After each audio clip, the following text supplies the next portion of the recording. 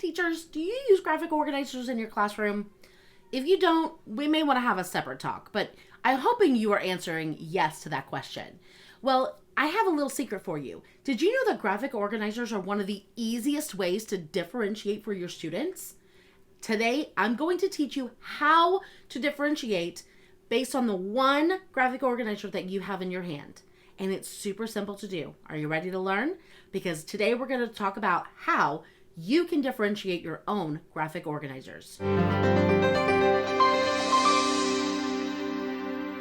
I love graphic organizers so much. I think they're one of the absolute best ways to allow students to have an open concept or open question type atmosphere, to allow them to express and write and analyze any type of reading skill or strategy or whatever you're working on. Graphic organizers are just one of my go-to strategies. I actually have a ton of graphic organizers in my store that I offer teachers, and mine are already differentiated for you. So each graphic organizer that you get has 3 different levels: on grade level, above, and below. But I want to make sure that you understand that yes, these are great, and yes, you could go grab them right now, and they're, pretty and useful and helpful.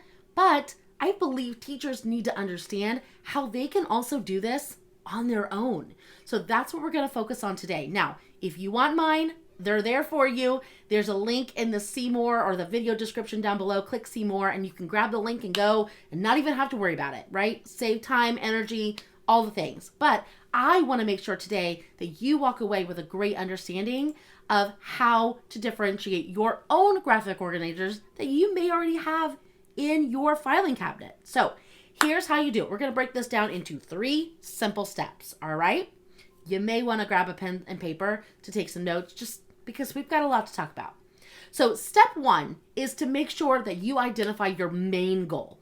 So what is your on-level tier 1 goal for your students with the graphic organizer? So find a graphic organizer that you love, that you think represents the actual tier 1 expectations for your grade level, all right? You need to make sure that, there's everything on the graphic organizer supports the current standards of your grade level. Some reflective questions you can kind of think about are like, what are your expectations for that skill or that strategy? And then you can either find or design your own graphic organizers around those expectations. That's your baseline. Okay, you cannot differentiate either way, up or down, until you have your baseline. So that is really important, number 1. Find or create those graphic organizers that represent your tier 1 grade level. Okay, easy step 1. Check, right? We've all got those in our filing cabinet. We're good to go. Now comes now I'm not going to say hard. It's not hard, but it does take a little bit of thinking, okay? So we're going to talk about how now to scaffold down. So you do not have to have a completely different graphic organizer for your students who may be struggling with that standard of that skill. There are things that you can actually write with pen or pencil on the graphic organizer before you head to the copy machine that will allow you to provide support for those struggling students. So I've got kind of a list here that we are going to go through of different things that you can add, again, with your own pen and paper to your graphic organizer that will give that scaffolding support for your students. So you want to kind of think about the overall question of what supports do you think your students need who are struggling? Because there's a lot of different ways that you can change the graphic organizer or add to it. And one idea may be different than, or maybe better than others for your specific group of students. So here are some ideas. 1, can you define words? Maybe something as simple as writing out some definitions for your students on their actual graphic organizer before you copy it.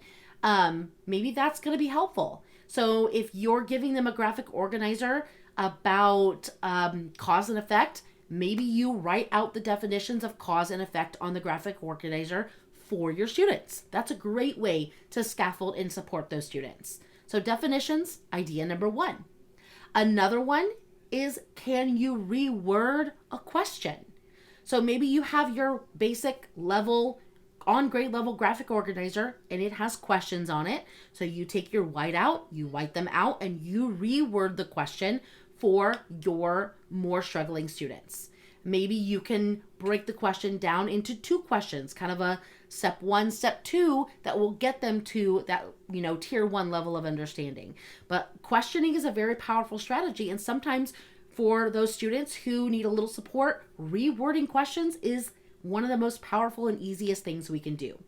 So white it out, rewrite the question, and now you've got a whole nother new graphic organizer that you can give for those students who need that scaffold down support. Another idea is, why don't you allow them to provide less evidence? So evidence is one of the biggest things that you need to make sure your students are doing on graphic organizers. They need to be providing evidence on every graphic organizer that you are having them fill out, right? But sometimes we can have our on-grade level students provide 2 pieces of evidence, while maybe the students who are struggling, they only need to provide 1. All right. It just 1 piece of strong evidence that proves their idea or proves their answer, and that's all they need to provide. So a simple thing as maybe even just Xing out a section. There's 2 sections for evidence. You X one out, and then you make your copies for your students who are struggling. Very simple. You can tell all these things, again, are all easily done with just something that you can do very quickly while you're standing at the copy machine. Another idea is to provide examples. So maybe you give them 1 example in each section of the graphic organizer. Maybe you have one that you want to do about character traits. And so in the graphic organizer, you provide an example of, what you're wanting them to do based on 1 character, and then you have them do it for a different character.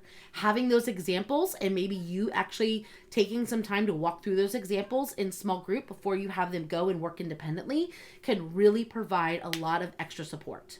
Another idea, I told you we're going to have lots of ideas, and each one of them is powerful in their own way. So you're going to have to pick the one that really works best for your students. But another idea on how to scaffold down is to provide or create a word bank. So I'm just kind of going with the character traits idea again. What if you provided a word bank of character traits, some that are correct, some that are and then some that are incorrect, and they have to then use one of those words and again justify and find evidence to support, but at least the ideas are there to help get them started. Word banks are very powerful ways to help students who just kind of struggle getting started. Another one is to give them options. So maybe you have the graphic organizer kind of filled in some areas with options, and they have to circle or highlight the option that they think is best, and then they use their own words to explain or justify why. Another thing you can do is give sentence starters. So at the top of the page or at the bottom, maybe you provide instead of a word bank, you provide a sentence starter bank. Sometimes for students, the thinking is there and the ability is there. They just struggle on getting their ideas started. And so by providing them those sentence starters, they can take that and then run with it and add in their idea on the graphic organizer itself. So word bank, sentence starter bank, both great ideas. And then my final idea for how to scaffold down on your graphic organizers is to give questions to guide their thinking. So maybe in each of the different sections where they're filling it out, you provide them kind of an extra prompt question that will help guide their thinking to the correct direction that you want it to go. Okay, so again, those were all ways to scaffold down your graphic organizers that are super simple. You can do them while you're standing at the copy machine before you make your copies, and that way you have support already built into the activity for your students who need that extra support. All right, so let's now talk about the other direction. We want to scaffold up. We want to give challenges to the students who need them. So how, again, can you take the same idea, not recreating the wheel, not giving a whole new graphic organizer? What can we do with pencil and paper on the page that we already have to help challenge our students who need an extra push? So here are some ideas. You want to talk about how can you take their thinking beyond the text itself and apply it to the real world. Okay, that's kind of the mindset behind what we're doing here. So think about the next level of the skill. So if you teach 3rd grade, think about kind of what your 4th grade students do in that same standard, that same strand or that same skill, what are they expected to do with it? And how can you add on to your graphic organizer to create that same expectation? So you're kind of thinking about the grade level above, kind of adding that to your graphic organizer, and then allowing your students to kind of do that second step, okay? Another thing you can do is choose more advanced vocabulary. So maybe you white out some of the words and you are giving them more advanced vocabulary to where they're having to make sure they understand your expectations and what they need to do because you've written in some, more advanced words that they have to then use to apply to their graphic organizer. Another thing that you can do is have them expand their thinking and always explain why. So if that's not an expectation on your grade level graphic organizer, always make it an expectation on your scaffolding up graphic organizers. So write the word why in every section, and that way they have a space to write their answer and a space to write in their why, and they have to justify. Another thing that they can do is to provide more options. So if you're asking them to give 2 examples, they have to give 3. So you can, again, write in a number 3 if number 1 and 2 are already there. Here's a number 3. I want you to find 3 examples or 3 options, 3 ideas, and again, justify each one. Another thing is defending their answers.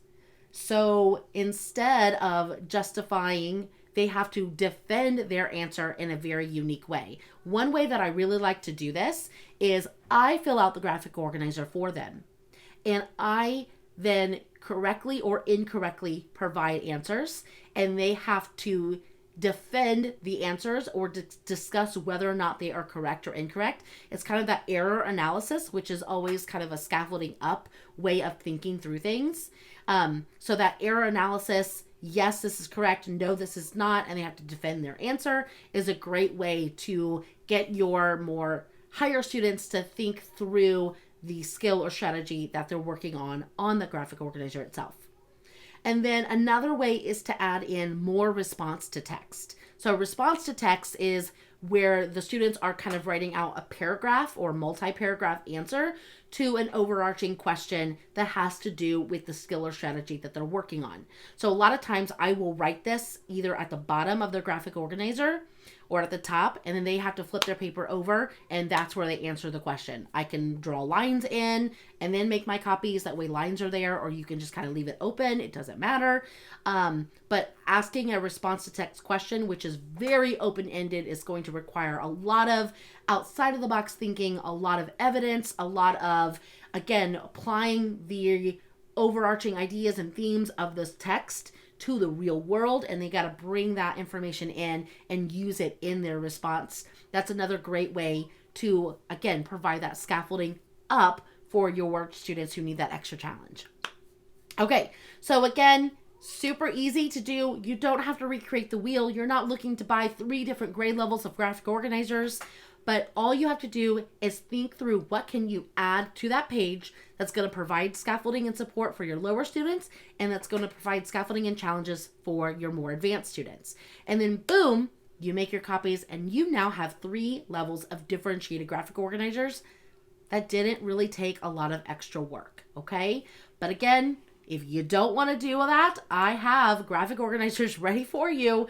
They're covering every single possible reading skill or strategy you can think of, from making predictions to text structure, character traits, main idea, figurative language even is in there. And they are all ready for you. 3 different levels of scaffolding. I think you're going to love them.